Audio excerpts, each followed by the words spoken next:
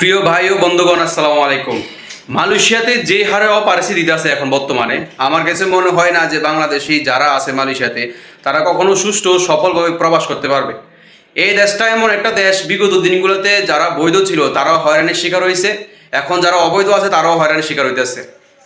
যারা বৈধ আছে, যাদের ভিসা আছে, তাদেরকে কেন হয়রানি করবে? কিছুদিন আগেও আমাদের এলাকার আশেপাশেই আমরা যেখানে থাকি, এখান থেকেও অপরিস্থিতিতে কিছু লোক ধরে নিয়ে গেছে। তার মধ্যে ছিল অনেকেই ভিসা প্রাপ্ত। তারা ভিসা থাকা সত্ত্বেও কেন ইমিগ্রেশন ধরে নিয়ে যায় আমাদের জানা নাই। যদি কোম্পানি বা বস তাদেরকে ছাড়াইয়া না আনে, তাহলে তাদেরকে বাংলাদেশে পাঠিয়ে দেওয়া হয় ভিসা ক্যান্সেল করে। আমার কথা হচ্ছে, যারা বৈধ তাদের কি অপরাধ? হয়তো তারা যে কোনো কারণবশত বাইরে কাজ করছে, যদি কোম্পানি চালা হয় তাহলে তাকে জরিমানা বা ফাইন করা হবে, কিন্তু কেন তার ভিসা ক্যান্সেল করে দেশে পাঠিয়ে দেওয়া হবে? এটা খুবই জঘন্য এবং খুবই অমানবিকতা। যারা মালয়েশিয়াতে আছে তারা এটা শিকার হচ্ছে। আমি সবার কাছে আবদার করব, এই ভিডিওটি শেয়ার করে দিবেন, এবং যারা আপনাদের মালয়েশিয়াতে আত্মীয় স্বজন বা ভাই বন্ধু আছে সবার কাছে ভিডিওটি পাঠিয়ে দিবেন, যাতে তারা সেফ থাকে। যদি মালয়েশিয়াতে বসবাস করে বা কাজ করে, যদি কোনো ইমিগ্রেশন অপারেসি দেয়, তাহলে তাকে অবশ্যই তার পাসপোর্ট এবং ভিসা সাথে রাখতে হবে। যদি সেটা না থাকে তাহলে তার বসের নাম্বার অলওয়েজ সাথে রাখতে হবে। কারণ ইমিগ্রেশন যখন অপারেসি দিবে তখন আপনাকে বেশি সময় দিবে না। যদি আপনি আপনার বসকে বা আপনার পাড়া প্রতিবেশী যারা মালয়েশিয়াতে থাকে তাদেরকে ইনফরমেশন দিতে পারেন, তাহলে আপনার বসের মাধ্যমে যোগাযোগ করে আপনার যে কাঙ্ক্ষিত আত্মীয় স্বজনকে ছাড়াইয়া বা ছুটে আনতে পারবে। যদি কোম্পানি না জানে আপনি কোথায় আছেন, কোন থানায়, কোন জেলায় বা কোন এরিয়াতে আপনি ধরা খাইছেন, তাহলে আপনাকে কখনোই ছুটে আনতে পারবে না।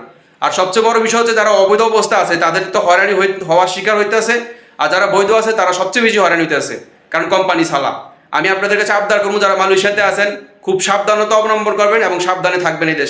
এই দেশের সরকারের আইন নীতি কখন চেঞ্জ হয়, কখন যে কি তারা আইন পাশ করে, একমাত্র উপরওয়ালা ছাড়া কেউ জানে না। বিগত 10-12 বছরে যা দেখতে আসি, এই দেশে এখন একটা বলে, বিকাল আরেকটা বলে। আসলে আমি এই দেশের আইনকে শ্রদ্ধা করি এবং সম্মান করি। তারপর যারা আমরা প্রবাসের মাটিতে আসি, তাদের তো সুযোগ সুবিধা থাকা উচিত বা দরকার। আমরা তার এমনি এমনি আসি নাই, আমরা তার টলারের পুটকি ধরে আসি নাই। এদেশে ভিসা নিয়ে আসছি, বৈধ ভিসা এবং রিক্রুটিং এজেন্সির মাধ্যমে আমরা আসছি, সরকারকে ট্যাক্স দিয়ে দেশে আসছি।